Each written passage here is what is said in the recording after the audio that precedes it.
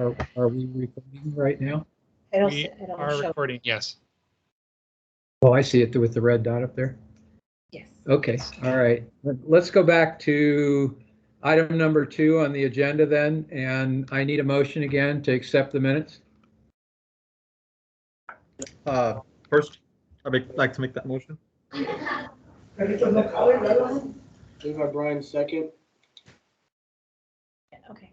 All right, any discussion? All in favor, please say aye. Aye. Aye. Aye. Aye. I heard 3.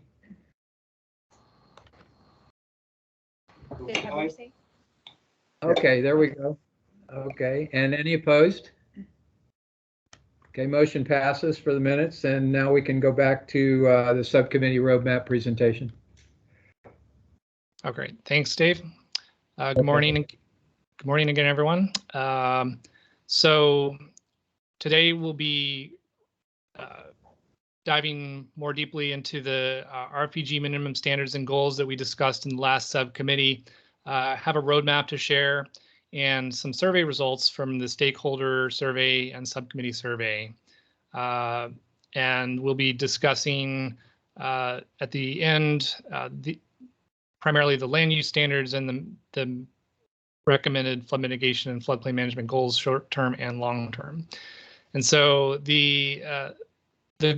as everyone knows, the RPG we will be delivering the draft tech memo to the RPG on December 3rd, and in order to meet that deadline, or 2 of the requirements that will need to be included in that tech memo are the minimum standards, adopted minimum standards if applicable, and the recommended goals or the adopted goals from the RPG. And so in order to include those in the tech memo, we're going to need to post those goals publicly by November 15th.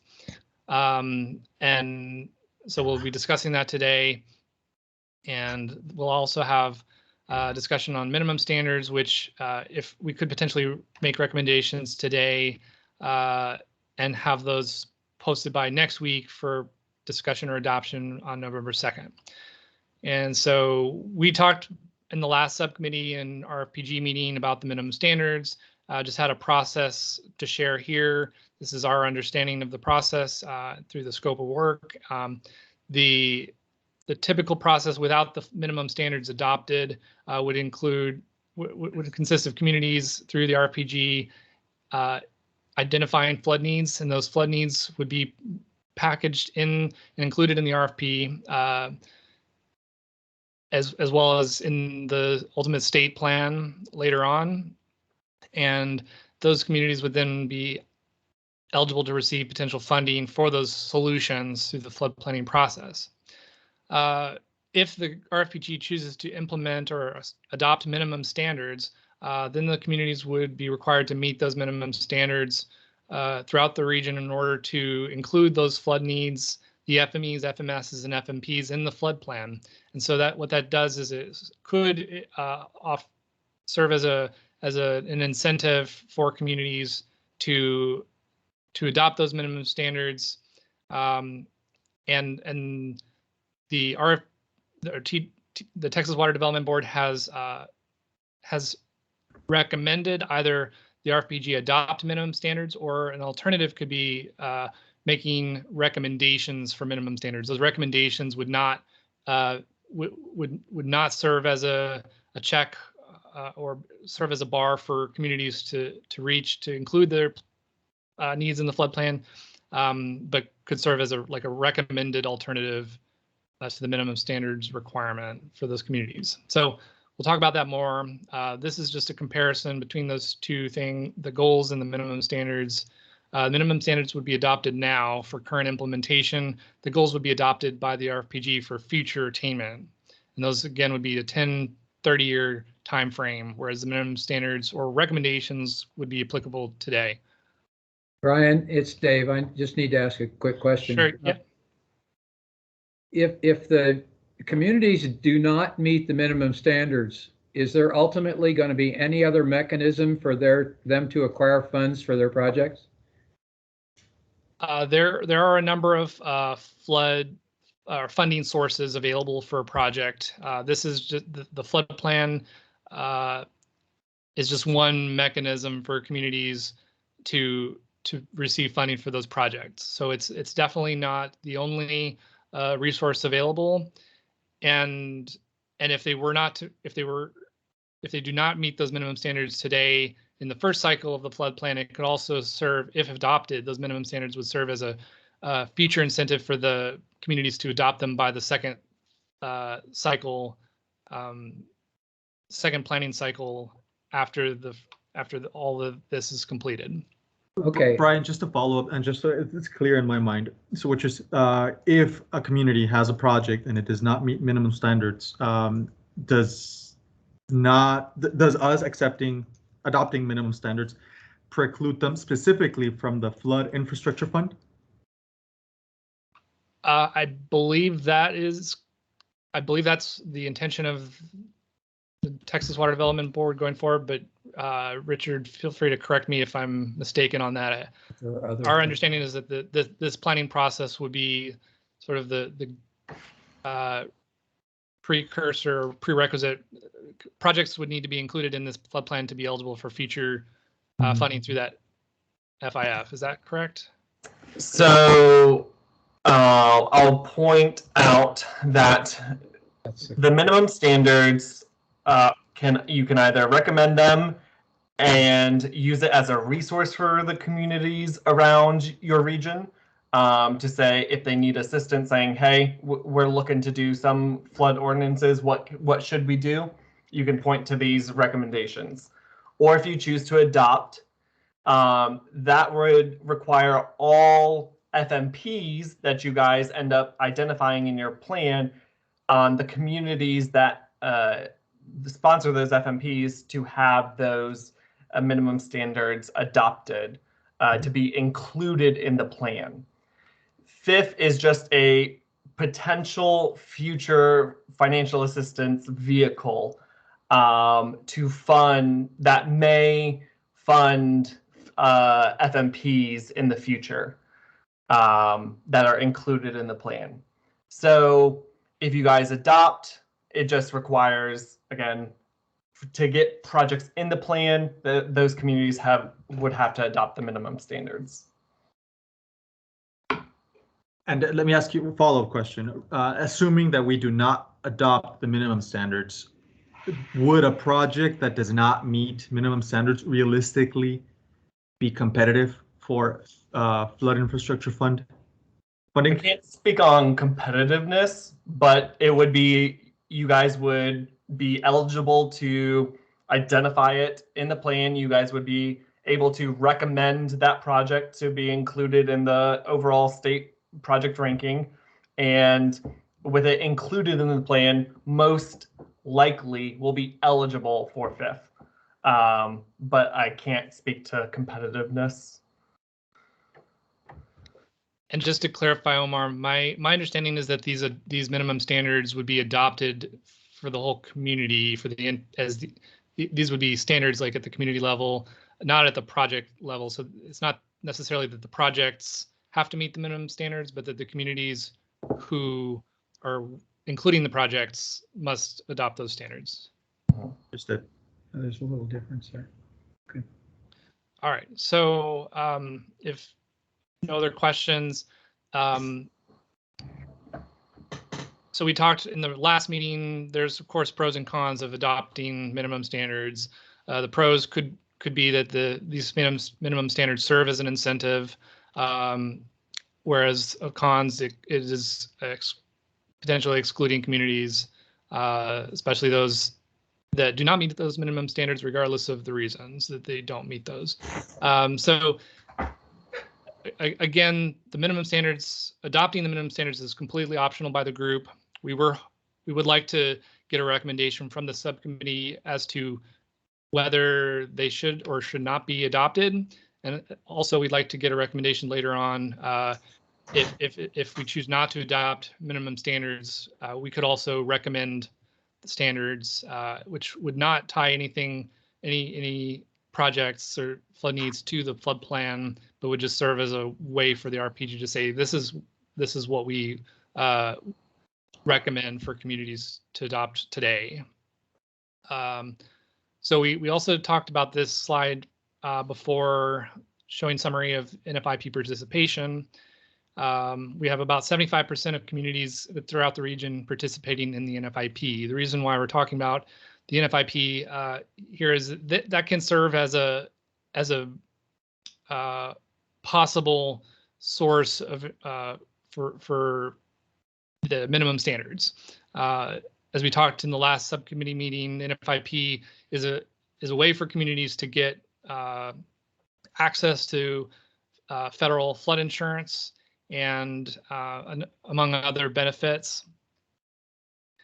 There are some communities across the region that do not participate in the NFIP. We've identified a few counties. Within those counties, so the NFIP is the participation is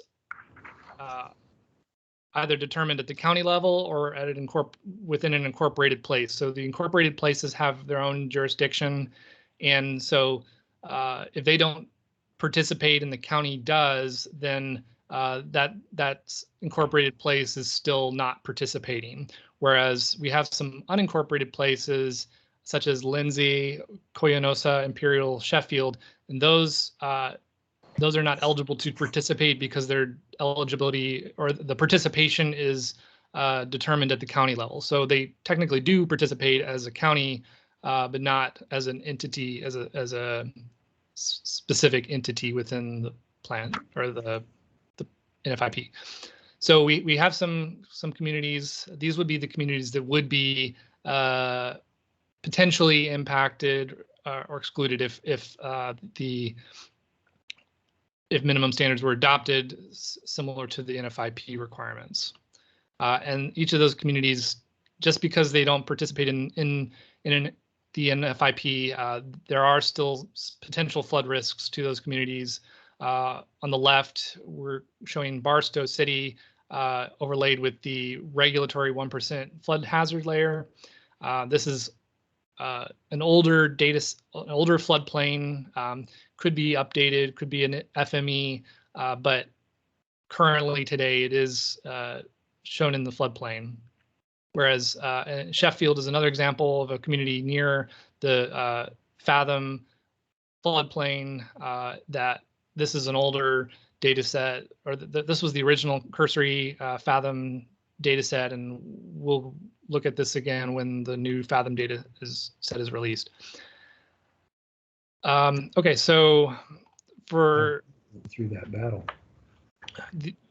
in order to decide whether to recommend adopting minimum standards, we wanted to discuss what are the NFIP requirements specifically for communities. And we'll just focus on two types of communities: one where there's no FEMA defined flood zone, and another where there's a FEMA zone A. And we'll be focusing on those because those are the types of communities that are not currently participating in the NFIP that we need to, that would potentially be impacted by a minimum standards requirement.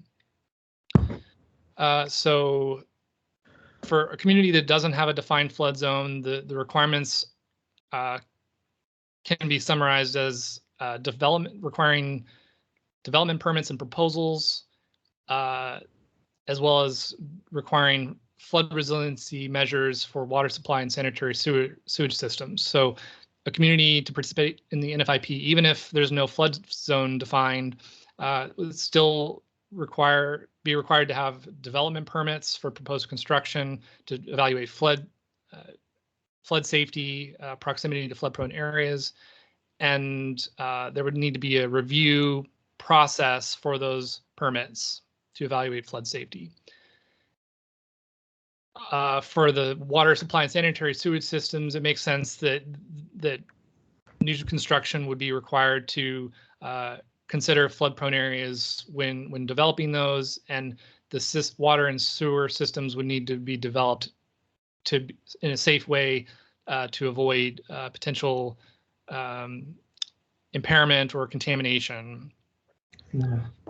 For flood zone communities in flood zone A, all the same standards would apply, and in addition, the permits would be required to evaluate proposed constructions relative to zone A, which is a flood zone without elevations defined. In addition, the larger subdivision development proposals would be required to include the elevation data and a number of other requirements for BFE data where available. They would need to utilize that information. And then there's some requirements on water course alteration, relocation, as well as manufactured mobile homes. So as I mentioned, all non-participating communities right now are either Zone A or unmapped. There are other NFIP requirements for communities that have more detailed information, including zones AE, AH, and AO. That's where flood elevations or depths are available. And we have included those a summary of those requirements at the end as extra slides, but we won't be discussing it here during this meeting. So as asked in the last subcommittee meeting, how does a community enroll in the NFIP? First, the community would need to identify which regulations apply based on what flood mapping information is available. The application would need to be completed. That would need to be adopted and certified. A resolution would need to be adopted and certified, committing the community to floodplain management. That would need to be reviewed by FEMA and Texas Water Development Board. Ultimately, the ordinance would need to be adopted and certified, and then the final application would need to be submitted to FEMA with a signed and sealed copy of those regulations. Would you have a timeline for that process approximately? It seems like it would be a long timeline for that. That's a good question. We can look into that and get back to you with some better estimates, but I imagine it could take 6 months to a year, potentially, with engaging the community, getting those ordinances adopted, potentially. So it would be difficult to say that a community, if NFIP participation is used as a minimum standard requirement, it would be difficult to say that that community could adopt those or make that change within the time frame of this first cycle flood plan. Right. Okay. We talked about the CRS rating, the CRS program in the last subcommittee meeting. Again, the goal of that is to create an additional incentive for communities to implement higher standards across the community. There are multiple benefits of that: reducing damage, strengthening support of the NFIP program itself, and just fostering comprehensive floodplain management. So the CRS program has a number of activities that the community can participate in to get credit. Those credit then get applied as points, and depending on the number of points, community is assigned a CRS rating, which then equates to reduction in insurance. And so we've included this table here just as a reference of some of the categories types of activities that could be done for CRS credit. And these also could be used for inspiration on setting goals for the future. They would not be suitable for minimum standards because they tend to be more for communities that have already developed or adopted the minimum standards, but these could be a good place for identifying potential goals. So as we talked about during the last subcommittee meeting, the city of El Paso has a CRS rating of 9. which is the entry level rating. We also have confirmed with El Paso County through the stakeholder survey that that the county is anticipating and enrolling in the CRS program once the FEMA mapping is completed. Estimating at this time December 2022. You know, that could change, of course, depending on the timeline of FEMA. But they're anticipating a rating of 8 or 9. That's typically the score that communities will enter into the program at. And also the city of Sonora indicated that they're pending CRS rating as well, and we're currently trying to get clarification on that. So again, community incentives. Why is the CRS program and the NFIP important? Well, the CRS program can result in discounts on flood insurance, and the NFIP can make available the flood insurance to the communities. Those federal program can result in lower 30-year mortgage rates. And just as an aside, for a 100-year flood within a typical 30-year mortgage, there's a 26% chance of that occurring. So property owners will be interested in hearing how they can reduce their flood risk and also receive discounts. So are there any questions on any of that before we get into some of the stakeholder survey results and the discussion? Hey, it's Dave. How is the SFHA, the Special Flood Hazard Area, designated? So the SFHA is designated, that's the floodplain that's marked on the regulatory maps, and those are approved by FEMA ultimately through the same process that El Paso is going through right now on the flood mapping updates. Okay, all right. And those can be viewed. Ultimately, they'll be posted once finalized. All the regulatory maps are available through the FEMA Map Service Center on their online. Okay, thanks. Sure. Okay, so we did include in our stakeholder survey a couple questions that are relevant to this discussion. As of late last week, we received about 100 responses. About 40% of those were community representatives, and they're the ones where we targeted these particular questions since they would be more suited to answer.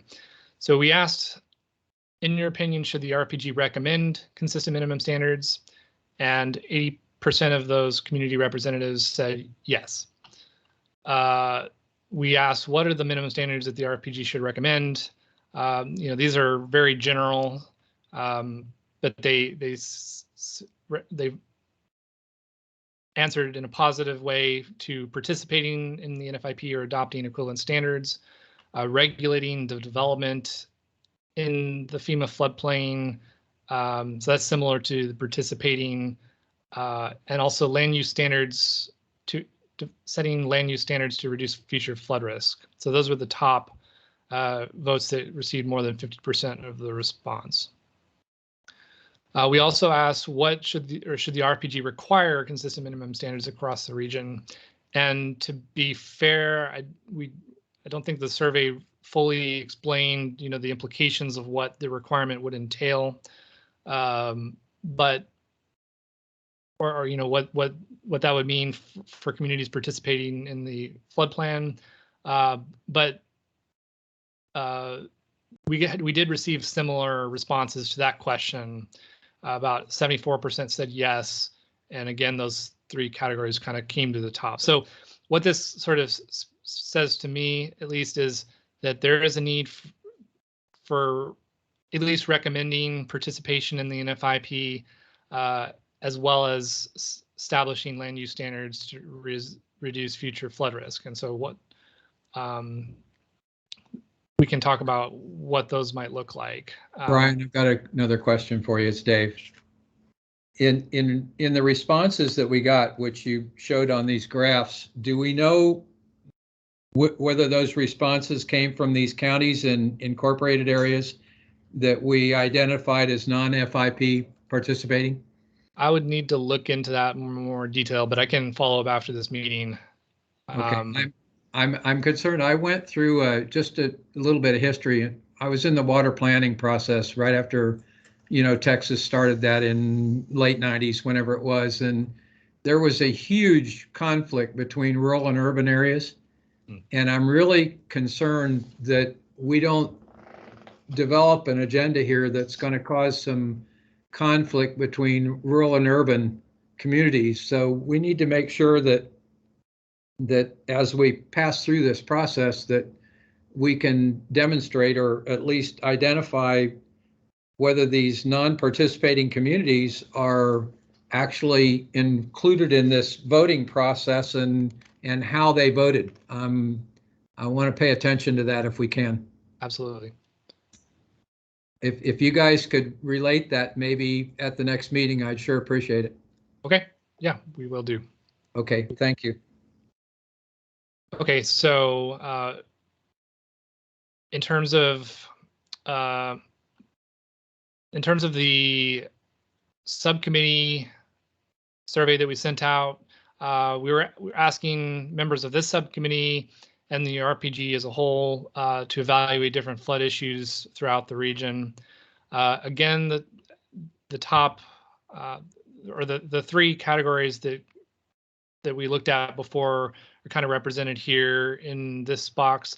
They're not necessarily like the insufficient land use standard didn't necessarily rise to the top, but it is, all of these are really pretty important from a concern perspective. You'll notice that the scale here is a little bit exaggerated. At the bottom is a neutral response, whereas the top is very concerned. So most of these categories did rank somewhere in between somewhat concerned and very concerned. So I wouldn't focus too much on like the specific rankings of each of these, other than the subcommittee agrees that these are a concern. And these are the same things that came up as a concern in the stakeholder survey from our respondents for the requirements and across the region. We also asked the subcommittee about flood-related needs, whereas issues of concern kind of describe a concern. A need takes the concern a next step and identifies specifically what is needed to address that concern. And so within that, the three top responses were, again, defining better land use standards, counties needing authority to regulate the land use better, and region-wide need for minimum floodplain standards. So again, those are the top, among the top concerns from the subcommittee. So I wanted to open up briefly for some discussion before we get into the goals and the minimum standards polling, and ask, we asked the subcommittee's members to describe some of the issues that you've experienced. And so I wanted to ask Levi, you mentioned that you've observed oil and gas well pads that have been built without consideration for flood mitigation, and as a result have been subject to that risk. Wanted to see if you had any additional experience to share with the group. Sure. So currently, and we see it more so in Ector County, where we're centrally located and where we do a lot of work. Currently, though, another project in Reeves County, we're doing a flood mitigation analysis for actually an oil company that's kind of in a struggle with a homeowner, landowner there, and some flooded structures due to a well pad that they've built up. So we've seen it a few times in the area.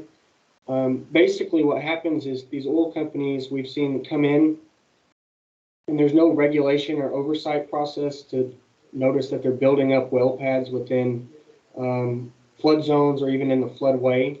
And that disperses a lot of water in some instances directly towards existing structures, home barns, homes, stuff like that. And we just see that there's no oversight permitting process to actually monitor that. So for instance, in Ector County, that monitor system that we have in place would be if you apply for a building permit, really the only way we notice that and have to review a flood study or drainage plan or something is if you need a septic permit or you need power from Encore. And so that's where we catch some of those instances. Another instance would be, you know, in subdivision regulations, we have to obviously look for drainage plans. But if you aren't subdividing your property or you're not looking for a septic permit and the oil and gas pads are that way, then there's no consideration for flood mitigation we see in a lot of cases. No compensatory excavation, things like that. Could be also kind of not oil and gas structures, maybe a farmer's building, you know, another barn or something. But again, they don't need another permit from the health department to do that. And we see that in a lot of the rural areas, not so much in city limits, but outside of city limits. And the counties just don't have that oversight to monitor that kind of development. So, quick question: could you give us some idea what the typical dimensions of a flood pad is that you're talking about? So, yeah, they're 4 or 5 acres typically, and some of those mega pads that they're 5, 6, 7 wellheads on them, they could be up to 10+ acres. We've seen. We've also seen a frac pit. I think I just kind of looked at one. It was almost 20 surface acres that was built up within the floodplain. And I'm actually kind of helping this oil company stay out of the floodway and things like that and design a detention basin for it. But some of these structures can be quite large and bermed up. I have seen some instances in Martin County. You know, it's a little bit out of our floodway, or our zone, but I'm sure it happens in other places as well. That some of these berms and well pads are built up some 20 feet, you know, and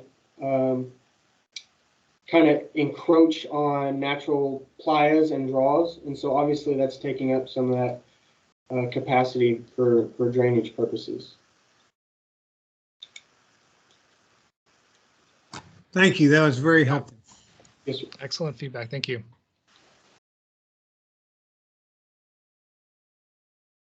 The next, I believe this was from Jeff Bennett, who is not in this subcommittee, but we did ask for feedback from the general RFPG group.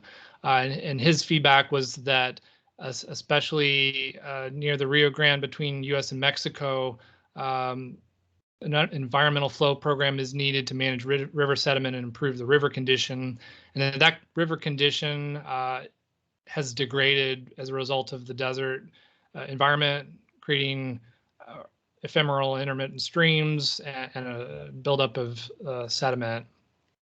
And he also reiterated that nature-based solutions have been proven to help address that.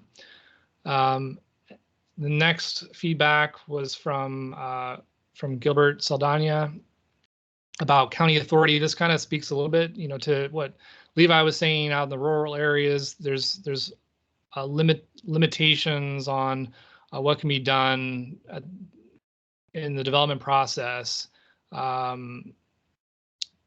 Counties can potentially use the sewer permitting for septic if available, or if that's applicable to the particular development. But if it's not part of the development, there are fewer options available. So this is definitely a big concern that we as an RFPG have, that we've noted. This would be a great topic of discussion to carry over into the Task 8 subcommittee, which is yet to be formed. That Task 8 is going to be directed at specifically what can be done at the regulatory or legislative level, the state level, to try and improve these problems that the communities are facing wherever the regulations are limiting. So we may be limited in what we can do, within the subcommittee in terms of recommending standards or goals. But there are some ways that those concerns can still be implemented into the flood plan. And then Dave mentioned, again, kind of pointing to that, the inability of counties to manage those impacts requires legislative action to resolve. I don't know, David, if you had anything else to add or on that.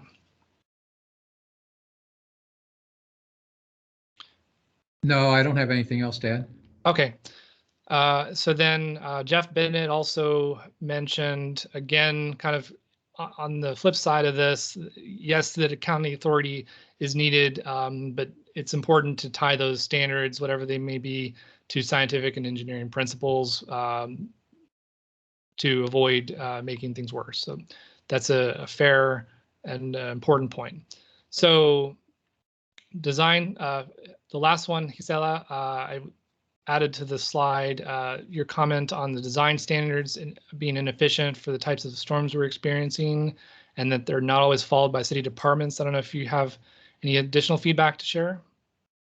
No, I think that we've all seen the type of rains that we've been experiencing. It's just higher. The intensity is higher than the ones we've experienced in previous years. So I think we need to do something to that effect.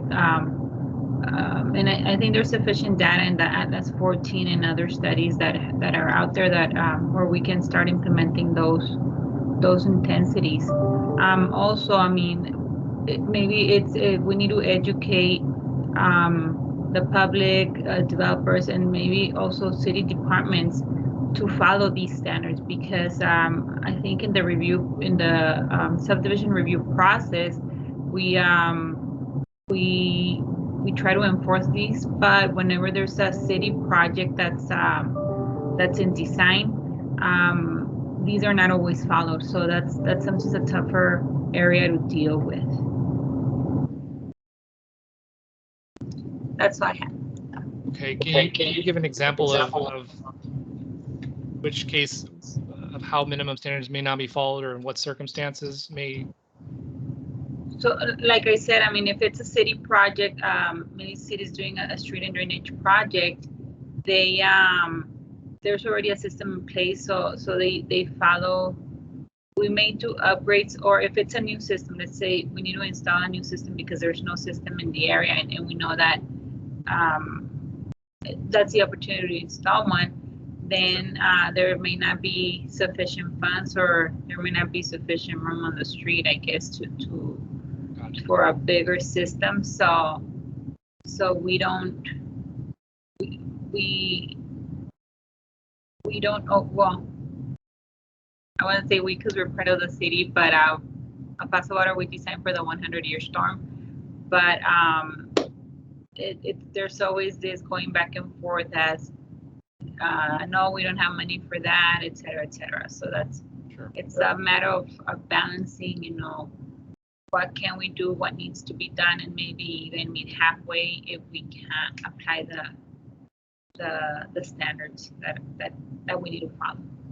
And also, I mean, one of the issues that we have is with on-site ponding, right? I mean, there's areas that have on-site ponding, and then we convert to street and drainage, affecting other properties downstream. So that's an issue that, as the city departments, need to understand of the consequences of changing drainage patterns as well. Understood. All right. Thank you for that feedback. Okay, so with that, we're going to talk about the land use standards, minimum standards or recommendations, and then I have some polls set up. Hopefully this works, or it may not with Right, are we in agenda item number 4 now? Is Because I'm trying to this, think where we're at. I'm sorry, remind me what is that? Agenda Item 4 is RFPG minimum standards and goals. Yes. Okay, got it. So you'll use this one for your All right. polling. Oops. Okay, so This. I wanted to try this poll. It's gonna work. It's gonna work. How does So we've talked about region-specific minimum standards and the idea of requiring them, adopting them. I'm gonna create a poll. I don't know, is everyone seeing this in the chat? A question: should the RFPG require region-specific minimum standards?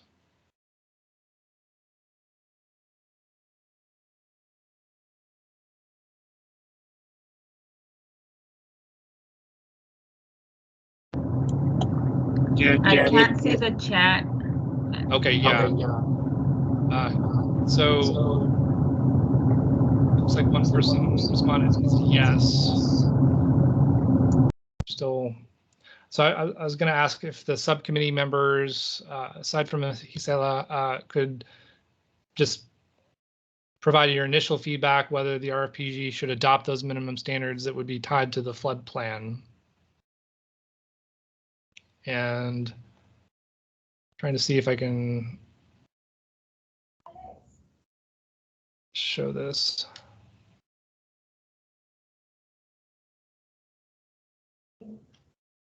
So we have one, so we're actually we're split yes and no, and then 50% unsure. So we still have some questioning to do on that. I will, if it's helpful, I will say that we've asked the Lower Rio Grande region, and they've decided to not require region-specific minimum standards, but will be instead recommending standards. So if that's helpful at all, just wanted to throw that out there. Does everyone think we would like to continue discussing this today? You know, the pros and cons, or we can keep thinking about it and discuss it in our next upcoming subcommittee meeting. I guess I have a question. Those that are unsure, it would be interesting to know why they're unsure about whether it's a yes or a no. Yeah. Okay, this is Dave. I voted unsure, and for the reason that I just brought up, where I'm interested in knowing more about the responses from those communities that are not NFIP, the ones that are non-NFIP participating communities. I'm really interested in knowing what their responses were before I can really say yes or no. Did anybody from those communities respond to the survey that you guys sent out? I need to double check on that. So I can have more information on that for the next subcommittee meeting. I will say that when we released the survey, the survey didn't specifically say that these required minimum standards would be tied to would be a bar for communities to include their FMEs, FMSs, or FMPs in the. I will say what I recall from our discussions was that we did not get specific responses from the people who aren't in the program. We got a response from a lawyer that is somehow connected to those entities. So I believe we have an action item to contact those agencies individually and try to urge them to respond to the survey. So we're making a concerted effort to ensure that we get the voices from those particular folks. On a couple of those jurisdictions, City of Wickett, City of Wink, I might be able to help with some contacts on that. LCA has done projects in both of those communities. We're doing one with the city of Wink Mayor currently, so if you need help contacting them, let me know. Just in general, if I were to speculate, there's a few entities on there. I would say they're not interested in pursuing Nfip requirements simply because I don't think they will feel that it benefits them in any way. I don't know. Maybe they're just not up to speed on what that would mean in funding. I know some of those communities reach out for TDA, Texas Development grants. But I feel that at least for a couple of those communities, getting Nfip, up to speed with the Nfip requirements probably is just not going to be an option for them or something that they're not going to be interested in pursuing. To add on to what Levy just said, I'm also familiar with the CDBG program and the fact that our region has historically underapplied and returned a lot of money back to the Texas Department of Agriculture for CDBG. There is very limited staff capacity in Far West Texas. And so I voted unsure because I want to make sure as I make this decision that I know how requiring these minimum standards would impact these communities that have such low capacity, like literally one person running the whole county or whatever, that how it would impact them and whether it would preclude them from participating in a way that's fair and accessible. I know El Paso has plenty of capacity, but some of these counties are really small, and I really want to make sure that we do our due diligence. And I understand maybe they can hire a consultant and whatnot, but that's just another hurdle to overcome. And so that's why I voted unsure. Yeah, Thank you. an agreement on this one. I just don't want to exclude a community that might need help. I know for sure that one of the counties does want to join into the NFIP, and they just haven't been able to because, like Omar said, they're just understaffed to try and get all that work done. But yeah, I for sure don't want to exclude a community by implying standards that would exclude them. Yeah, and I know that, Javi, you also know the city of El Paso does not have all the resources that are needed. I mean, you have like 4 people. I have 1 person reviewing, so it's a lot of work. It is. But I think where we see it affecting us is once, like the FEMA maps, they're going out. A lot of people are being added to the flood zone, to the special flood hazard area, and that's where it makes a difference. I mean, a 5% discount by applying minimum standards and applying to the CRS program, a 5% discount. I mean, it's a lot, right, for these people that are affected. But I mean, yeah, it's good that we're having this discussion, and I think that's what these subcommittee meetings are about, for us to share our opinion and discuss the different perspectives, right? But because yes, we want to include everybody and we want to help everybody out. So thank you all. I do have a comment though. And I think somebody mentioned it previously, if we don't recommend these minimum use standards, does that hurt our projects from being considered against projects like in Houston or the metropolitan areas? Are our projects going to be competitive? If that's the case, I don't think a lot of these smaller communities that probably don't have an interest in being to Nfip standards, that should slow down larger communities in our area like El Paso from being able to apply and get some of this money for these projects.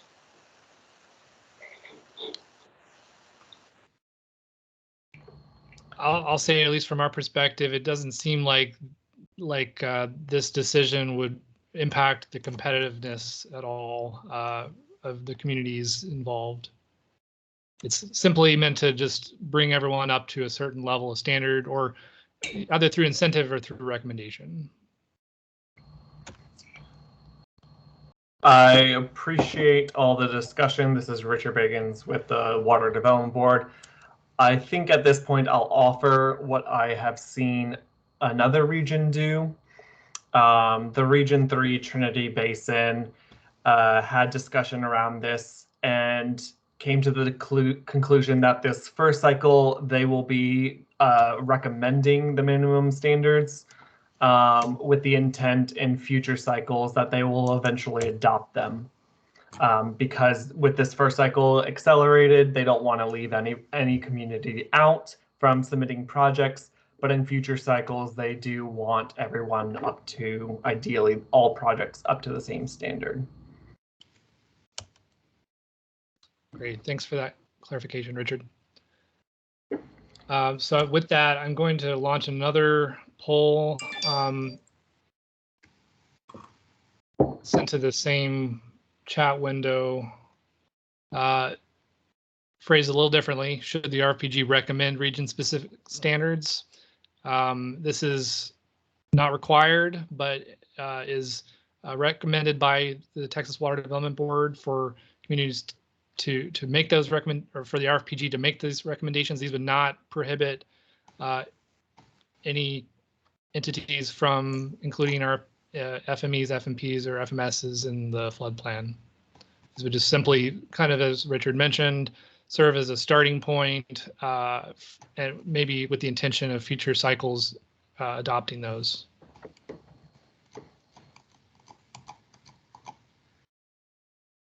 So we have 2 yeses now.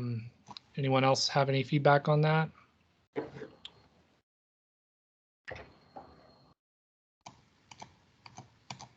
One second, we're having some tech issues. Sure. Gisela, do you have any thoughts? I still don't have answers to the chat, but I've said yes, just for the reasons that Levi said. Sure.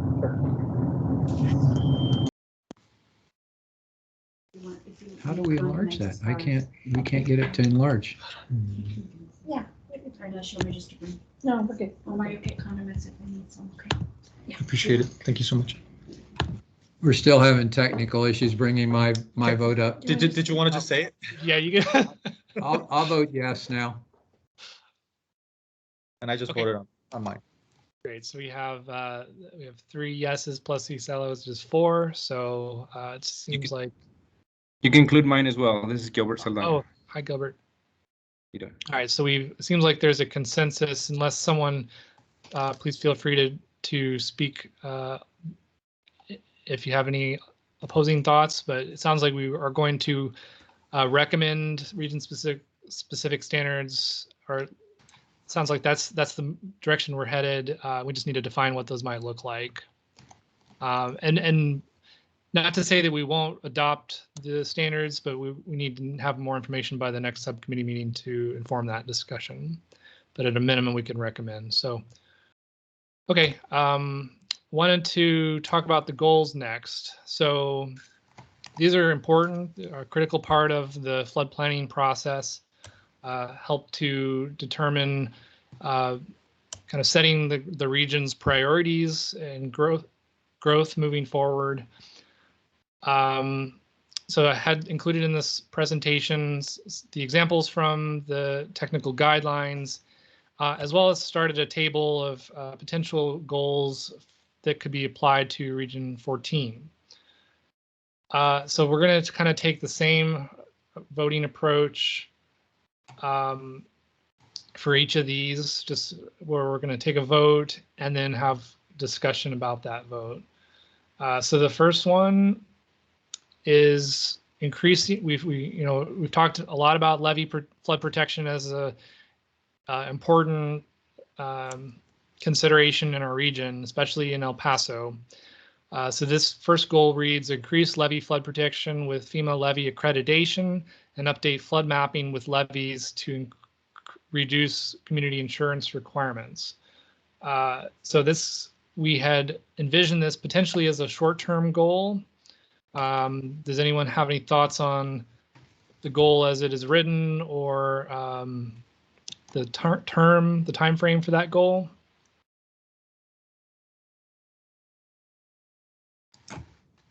No issues from my part. I think it's well written. Same from Dave. All right.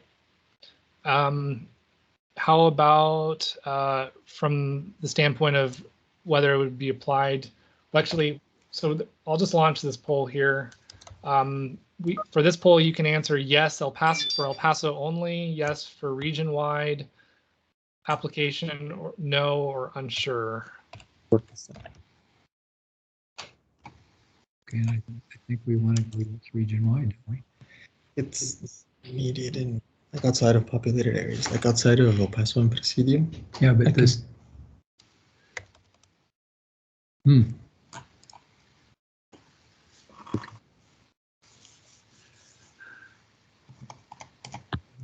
So we have one vote for region-wide.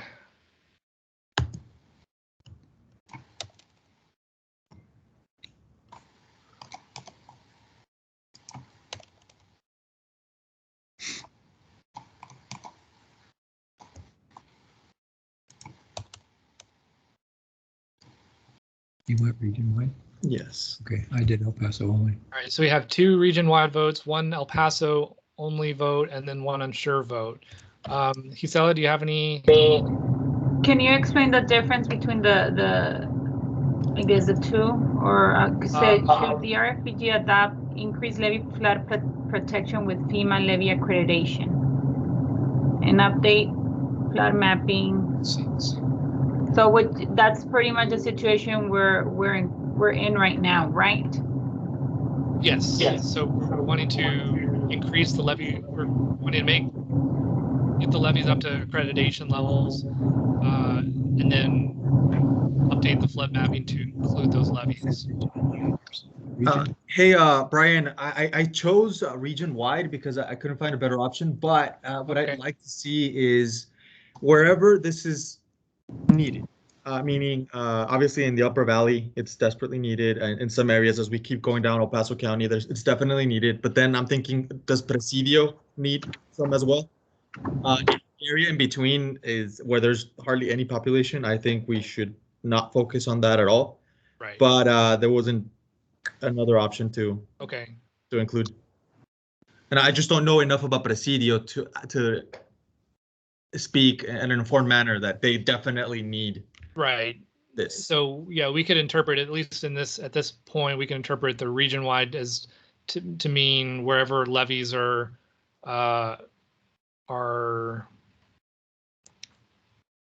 present and not accredited throughout the region along the Rio Grande. Okay. This is Dave. Understanding that, can I go from my yes for El Paso only to region-wide? Okay, sure.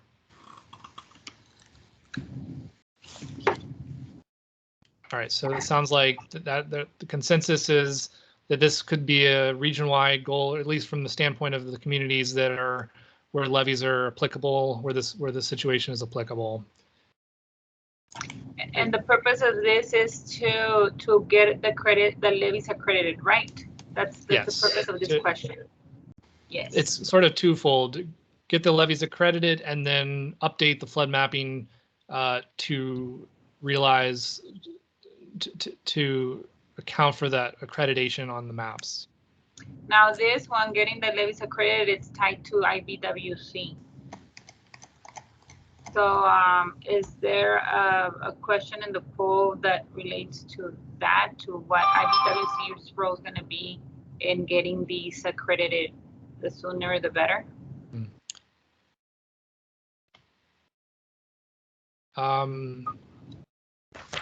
We don't have any specific goals pertaining to IBWC, but we can think about how we can engage with the IBWC on the goal process.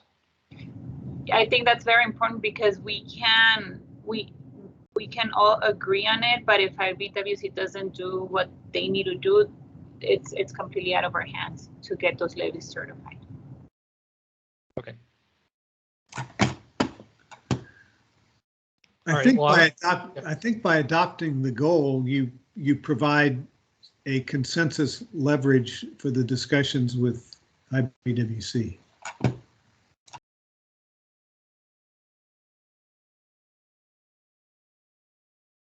It's true.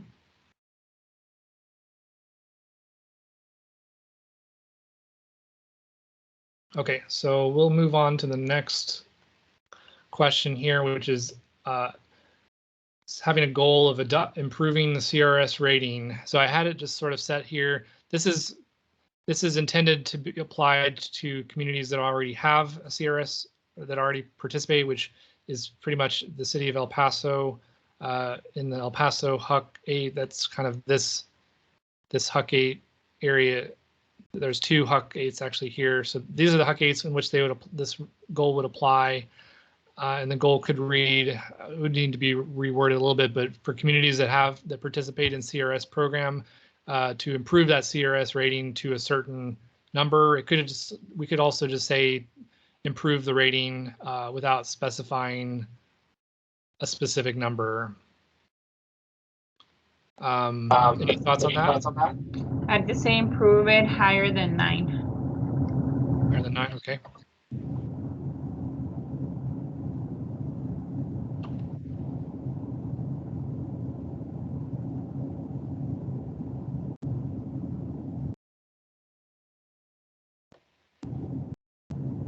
Right, so with that, I will. I find it interesting that the term higher than 9 is there when the improvement will go to 8 or 7 or 6. It seems like a little dichotomy to say higher than 9. Maybe Better, maybe better than 9 or 9. Yes. Sure. Or improve? Just improve CRS rating. All right, we can go. yeah, with I'm that doesn't happen to me. Sure. Okay, so I just submitted a poll. If we we'll use the wording improve CRS rating for communities that are currently participating in the CRS program. You can ignore as it's written on the poll, but that's the intent there. You can vote yes, no, or unsure on that. This was envisioned as a short-term 10-year goal.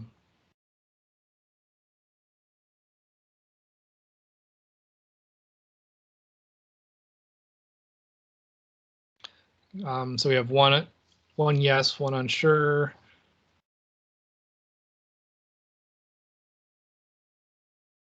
So I voted yes on that, but without really knowing what in that process entails, to increase the CRS rating. Is that an obtainable goal, or are we kind of setting some of these communities up for failure because they just don't have the resources to do that? Right. Well, I think certainly within 10 years, it's attainable for, yeah. Okay, great.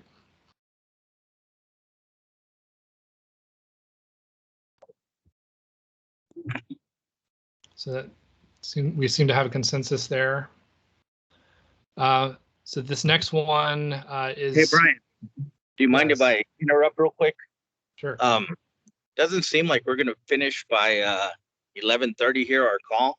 Does everybody have a problem going over a little to finish this meeting? I do have to head out at 11:30.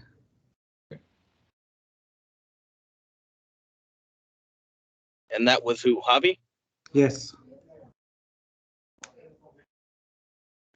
Do we still have a quorum after that, guys, or?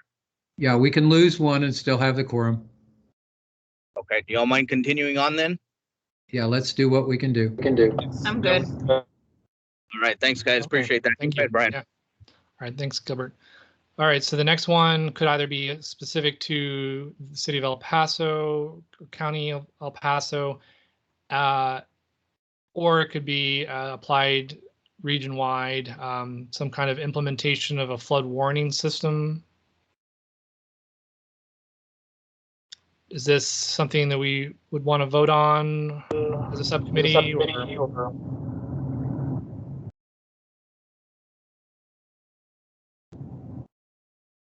Yeah, we can vote on it. Okay. So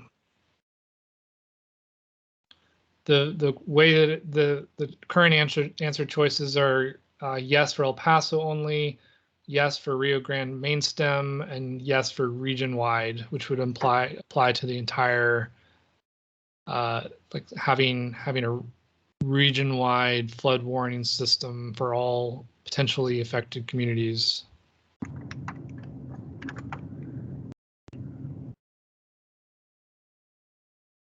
And the term on this goal was 10 years, but we can talk about if you think we need to update that. And Brian, we already brought this to your attention. If you recall the public meeting in Marfa, where there was an unfortunate death in the area. And this was because there was some heavy rains in Jeff Davis County. They flowed through arroyos into Presidio County, and nobody knew. And so the reason I selected region-wide was because we need to do our due diligence and identify these scenarios to the best of our ability and find ways to install these flood warning systems in areas like outside of just the Rio Grande. Sure. Okay. Great point. And it seems like there's a pretty unanimous consensus here that region-wide, this goal should apply region-wide. So this sounds good. The next one is related to nature-based practices in flood risk reduction projects. So that could be measured by evaluating the extent of the nature-based solutions in the projects that are implemented between the time of the plan and the next, or the 2033 target year. So that could also be either applied at the Rio Grande main stem or applied for the entire region. Can we get a definition of nature-based practices? Sure. So nature-based practices will involve, so in flood mitigation, you can either have a structural project where you build a channel or levee, whereas nature-based practice may include utilizing an existing natural system to retain flooding. So it could be like increasing the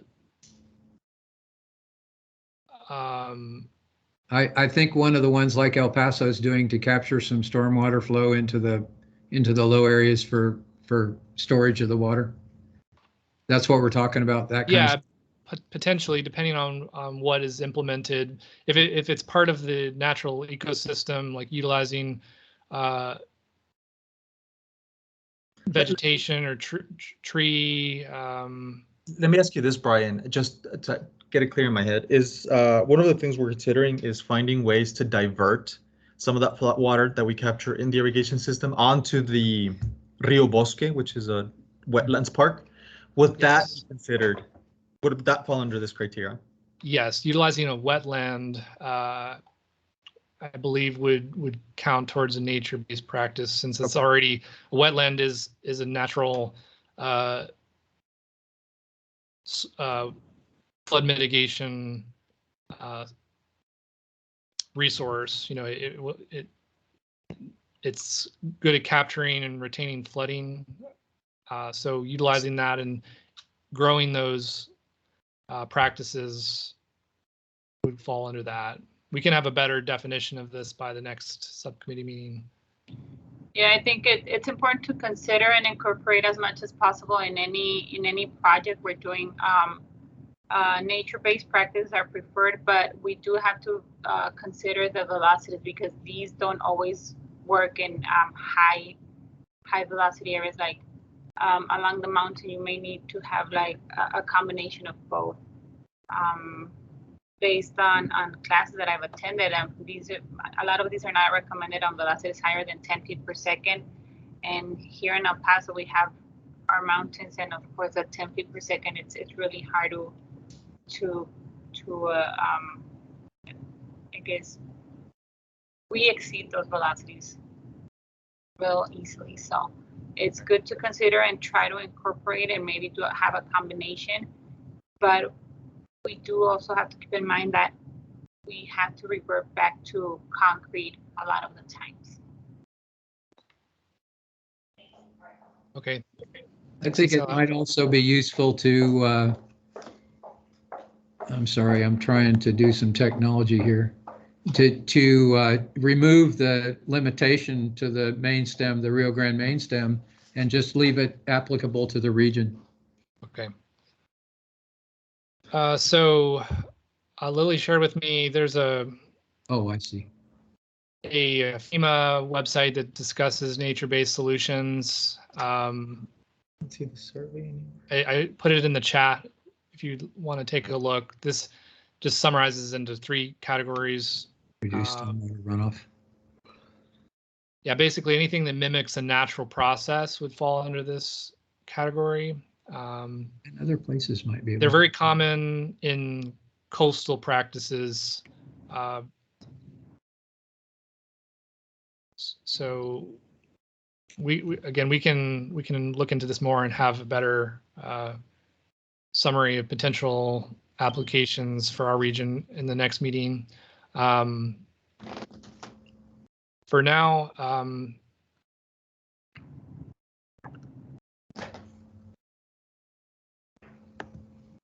is this something we want to vote on now or wait until the next subcommittee meeting to discuss further? We can go ahead and vote on it now. Okay. But I think it probably needs to be applicable to just the region. Right. Just to kind of add a comment to it, I would love to see more of that kind of stuff in new subdivisions that are being put in. But a lot of times developers, they're trying to make the most of their land. And so what happens is there's just a really small, deep detention basin for stormwater, and it's not really utilized as parks or walkways or green spaces as much as I think communities need or would prefer.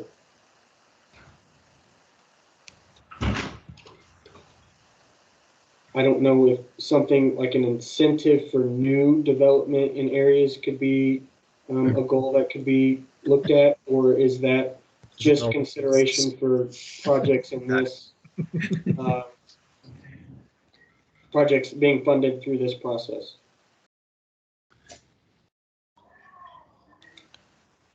So I believe as part of the subdivision code, they need some green spaces in their subdivision, and these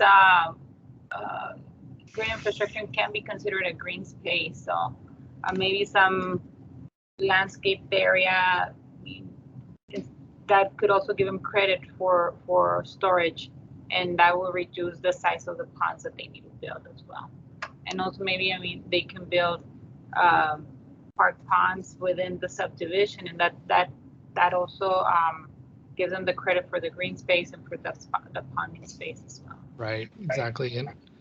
And these nature-based practices can often serve as multi-use, where they provide recreational benefits, habitat benefits.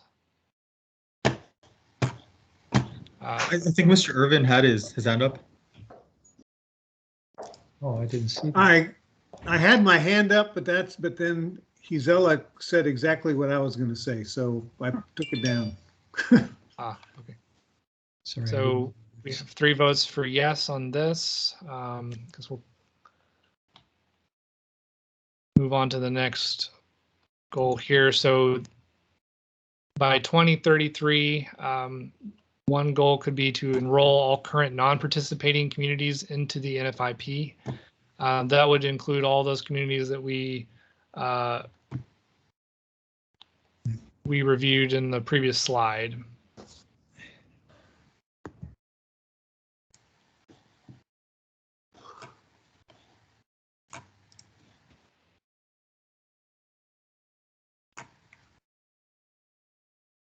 For them, I think that's a very good goal. Just a question: if we were to request funds to help these smaller communities get that done, is that something that the board can allocate?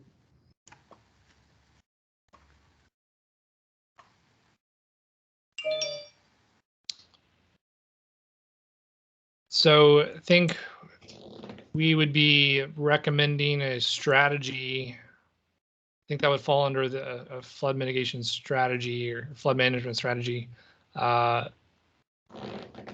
potentially could have some kind of,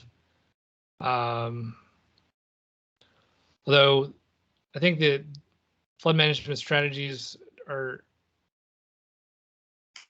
may or may not have an associated cost with that. So we'll have to look into exactly what the mechanism would be for funding to support that process through this flood plan.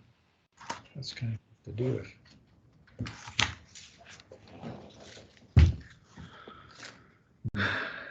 Okay, so it looks like the votes, we have 3 votes yes, and any opposing votes on that?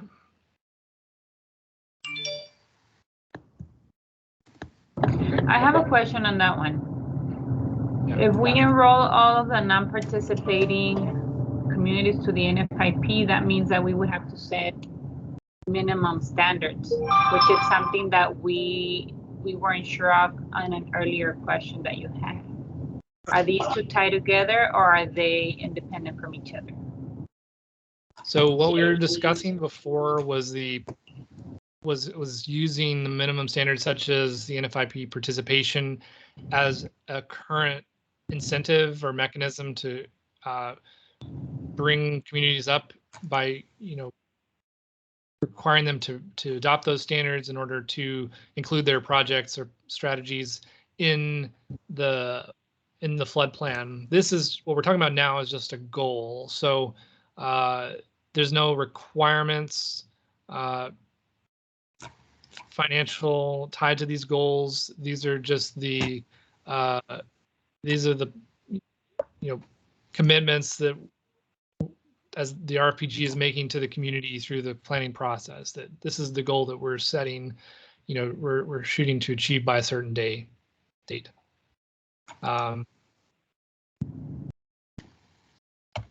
So we're saying, yes, we want to enroll all current not participating communities into the NFIP, then that means they're going to have minimum standards applied to become part of the NFIP, which is tied to more resources, to more staff, which were the concerns that Dave and Omar and Javi, I believe, wrote to the group.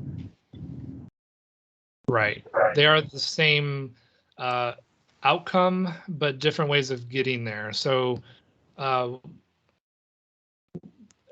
if implemented as a goal, it would be a goal for achieving by 2033 rather than a current mechanism for communities to meet in order to participate in the flood plan. Does anyone feel like they want to change their vote based on that kind of the potential challenges of enrolling all the participating communities in the NFIP? I mean, alternatively, if desired, you could currently we're at 75% participation. You could set a short-term goal for 85-90% rather than enrolling all communities. Just recognizing that there may be some communities that are more difficult to reach in this process. Brian, quick question, because I'm just not informed enough, educated enough for this, but how likely, or what are some of the reasons why a community would lose designation or participation if they've already secured that initial benchmark? Interesting. Yeah. So a community can be suspended from the NFIP. We did note that I believe it was the city of the town of Valentine and the city of Wicket. I believe those were the two that had previously participated and then been suspended. I believe there may be some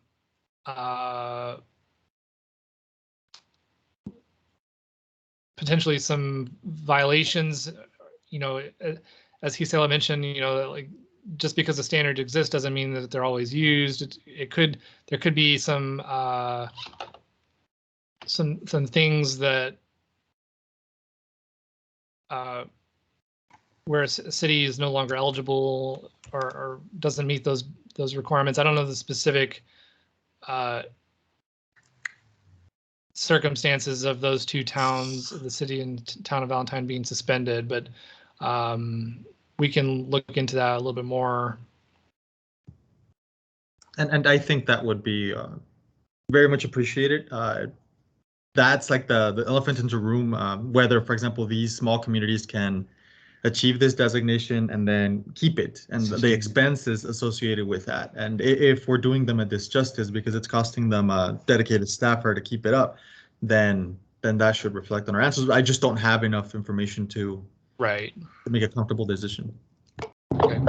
So maybe we can make it a long-term goal, not a short-term. Hey, Brian, what is the approximate percentage of participation? Currently, it's at where we have 75% of eligible communities participating in the NFIP. So as a short-term goal could be we try to reach for 85% or 90%. That was going to be my recommendation is go. Yeah. But I mean, if we do all, I think we're just likely not to attain that goal. I think it's, there's going to always be at least that one community or something.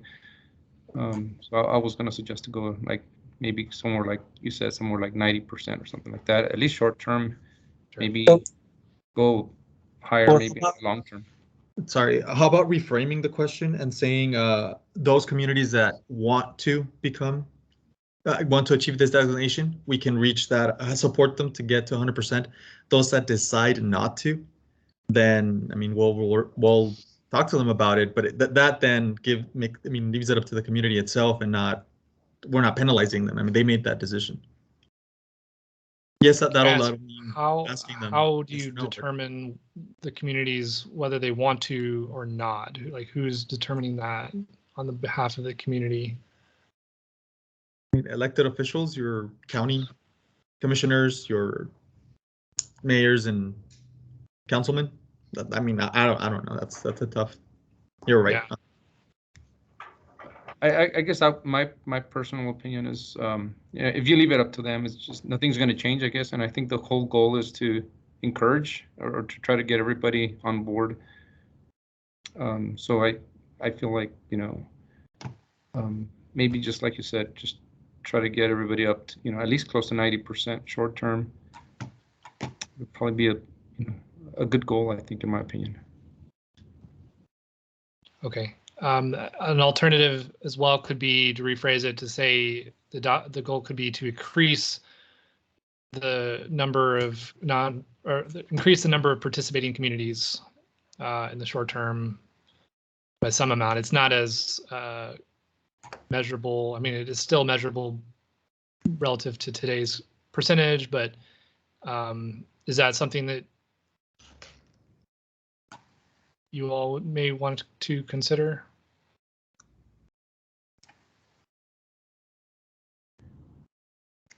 I'm thinking if you're going to do that, I think we might have just, I mean, you already have a 70, what was that? Like a 75%. 75%. I mean, it just seems like it's, my opinion, we ought to just go with an 85 or something like that. If you want to just shoot a percentage that is at least an improvement, but not too high, maybe we just go with an 85%. Okay. All right. Well, we will we'll revisit that in more detail in the next subcommittee meeting. So at least we have positive direction on that. Where did my slides go?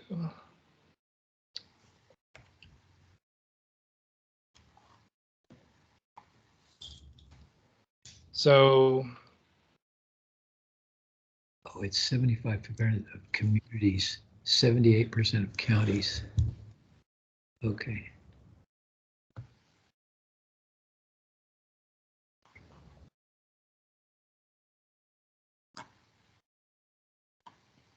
All right, the next one was maintaining, for those communities that are participating, maintaining, or I guess at the long term, it was to maintain 100% community enrollment with no suspensions or sanctions. That's assuming that was a sort of assuming the short-term goal was to enroll all non-participating communities. So this may not be as applicable. Maybe we can incorporate this into this goal somehow, to say enroll 90% of communities into the NFIP with no suspensions or sanctions, just to kind of clarify that that's the participation does require an active status. So I'll skip that one for now. What are I guess the next question is twofold. It could be short-term or long-term goal. So the goal would be to have a target percentage of communities enrolled in the CRS program, or maybe it could be like a number of communities rather than a percentage, maybe like having 5 communities, or maybe increasing the number of communities enrolled in the CRS program. As of now, it's just the city of El Paso. Will hopefully be added to include the El Paso County, and then potentially the city of Sonora, but we're still looking into that.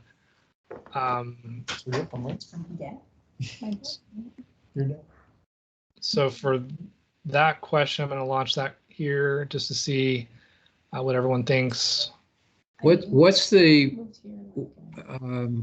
I guess I don't know how to ask this question. What's the motivating factor for communities to be enrolled in the CRS program? And it's a very low percentage right now, if you're saying just two cities?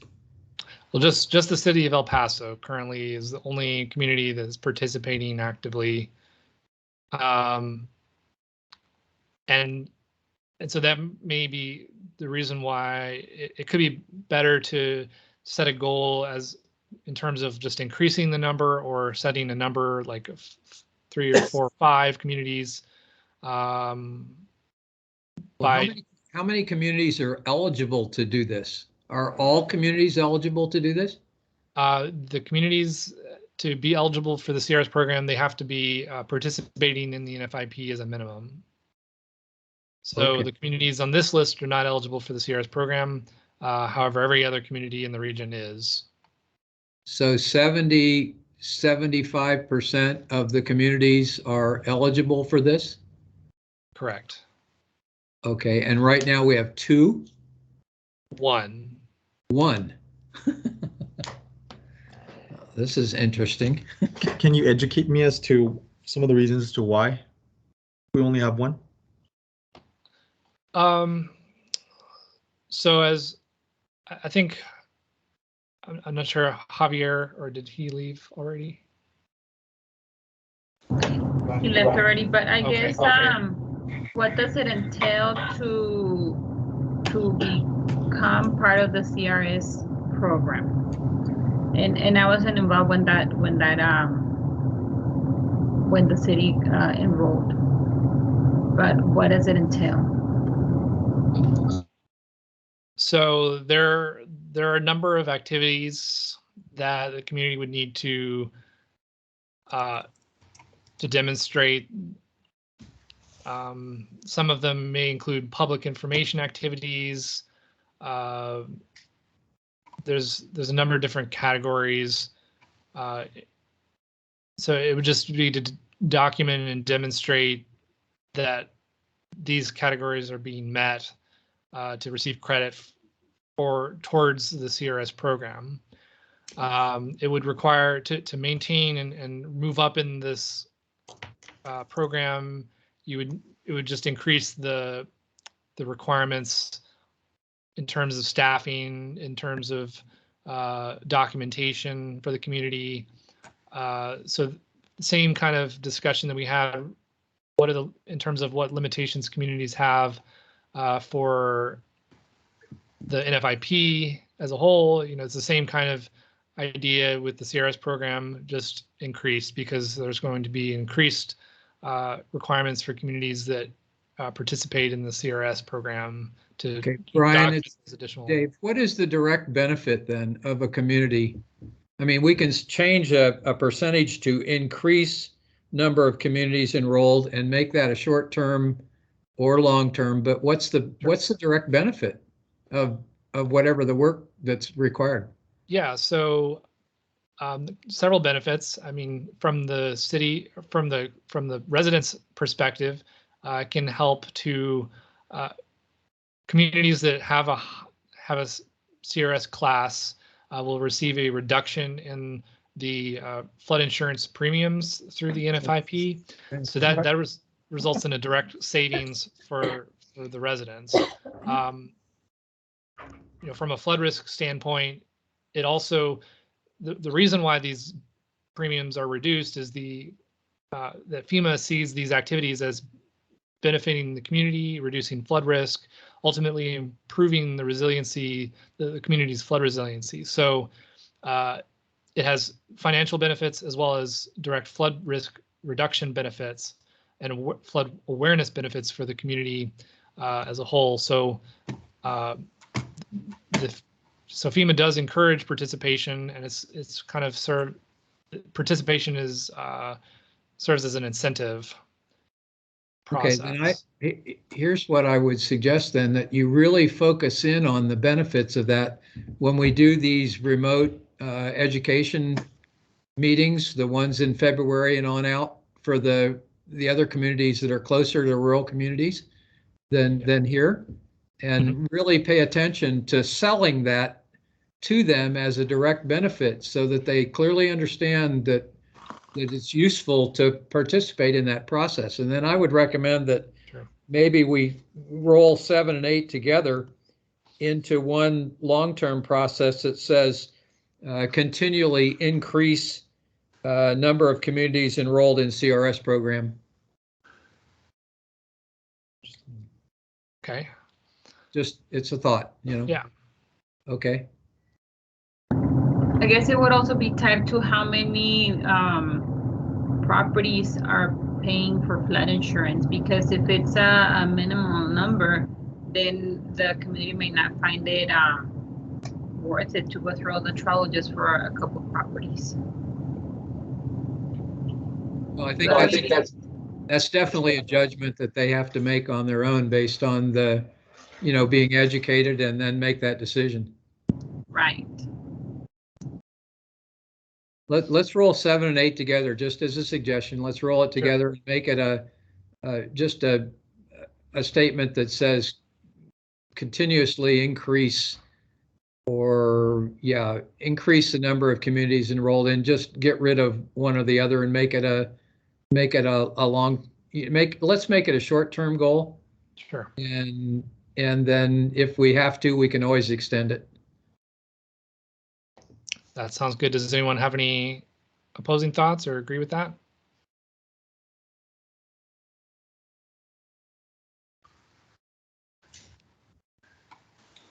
So Brian, I think it's time to make a decision on how we're going to end the meeting. Is Gilbert still there? No, Gilbert's gone. So can you think through how you're going to end the meeting and then propose something so we don't drag on past 11? Sure. Past 12, I'm sorry. Yeah, so we have several other goal ideas proposed. Several of them, just like this one, kind of have a short-term and long-term component to them.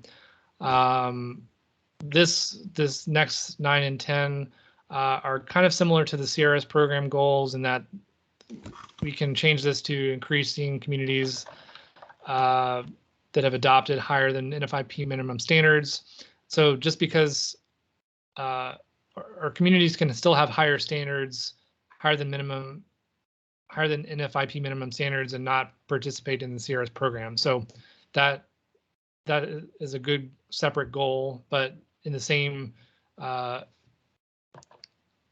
along the same line of thought, it may make more sense for our region to combine these two into one, kind of focus more on the short-term aspect rather than looking too far ahead, into the longer term horizon. For the goals 11 and 12, these have to do more with the coverage of flood hazard data across the region. Increasing the coverage of flood hazard data across the region by completing studies in a percentage of the areas identified as having current gaps in the mapping. So that would be improving the quality of the data. And that could have like a short-term and long-term target. Does anyone agree with that idea? I think that's a good idea to include in some form.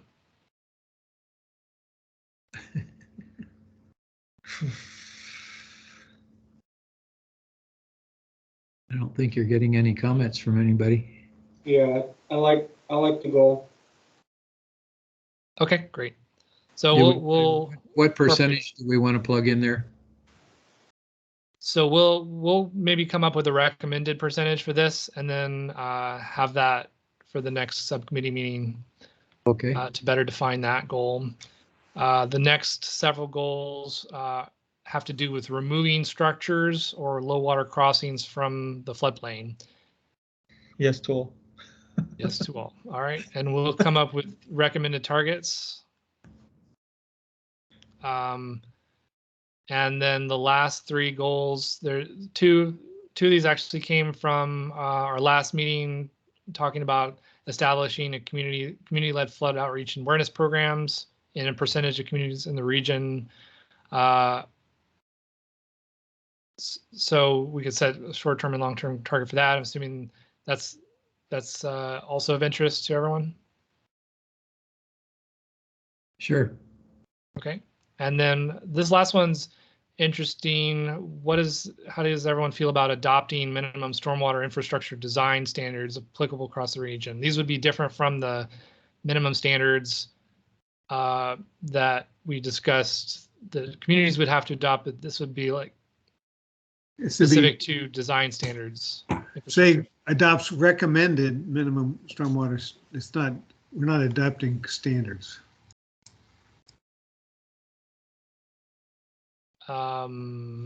Right.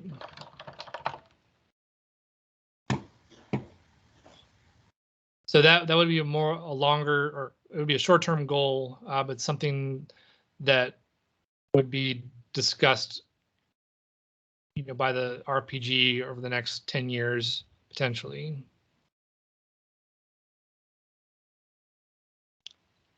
Why don't we vote on that one just as a last poll?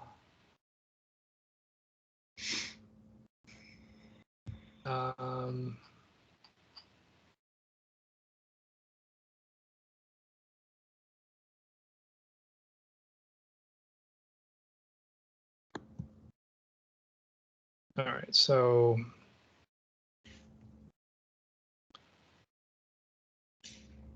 we're going to change that to RFPG adopts recommended minimum design standards across the region for the short term next 10 years.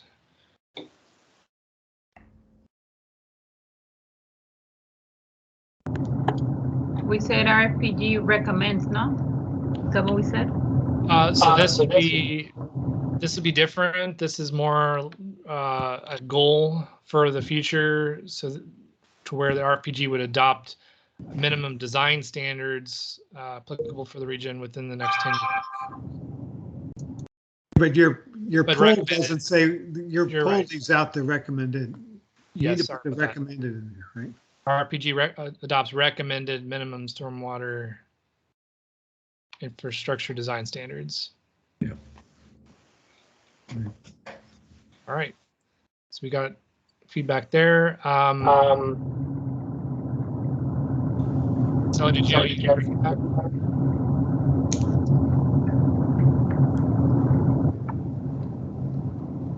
Okay. So I guess that's the end of this presentation here and the discussion. Just wanted to also mention that we can also add goals based on specific CRS program activities. So if anyone has any additional ideas on how to incorporate some of these activities from the CRS program into turning them into goals, please let us know. And then we'll also be reviewing the stakeholder survey to identify if there are any particular communities within the region that want to set their own individual goals. So other than that, if there are any questions or comments, I think we're good to go for this meeting. Okay, I'm as the chair here, I want to make sure we addressed item 5, review of NFIP requirements and CRS program. We just did that. Overview of stakeholder survey results. We saw that when you presented the slides. Is that correct? That's correct, yes. Okay, overview of subcommittee survey results. We saw that when you presented the slides. Yes. And then subcommittee discussion is what we just finished? Yes. Okay, and the next item is item 9, tentative date for the next meeting. So we had identified November 4th and 5th as potential dates. Does anyone have any preference between those two dates? I believe November 4th, we have a subcommittee 2 meeting. 32. So November 4th in the afternoon, if necessary. November 4th afternoon works. So are we pushing that November 5th? Oh, okay. Whatever works, it's fine. We can kill them one day, it's fine. All right, so afternoon on November 4th, do we want to meet at, so the other subcommittee 2 meeting is at 10 Mountain Time. Subcommittee 2 is at 9 or 10? At 10. 10 Mountain, Mhm. okay. It's 10 to 11:30. So we could meet again later in the afternoon at 13. 2:30 Mountain Time. Can we do like 1:30 to 3? 1:30 Mountain. Yeah. 1:30 Mountain. Okay. Yeah. 1:30 Mountain Time. Yeah. Okay. And that'd be an hour and a half. Yeah, we'll just schedule an hour and a half to be safe, and by that time, I will say that in the next meeting we'll need to finalize our recommendations, and we'll be posting those recommendations by November 15th again, so that we can present it and adopt it at the RPG meeting on November 30th. Okay. Great. There's nothing on here about asking the public if they have any comments, because this was advertised, so Yeah. should we do that? I neglected to put public comments in for the subcommittees, but you can ask if anybody has any at this time. As a chair, I'm going to just add, if anybody out there has any public comment that's been listening, please let us know now.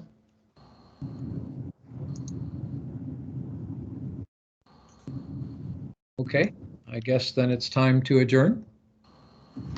So Second. Okay, we have a motion and a second.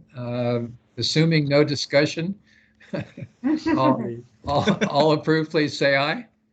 Aye. Aye. Any opposed? I assume there aren't either. All right. Thanks a lot, everybody. Thank you. Thank you. you're like, no, let's go.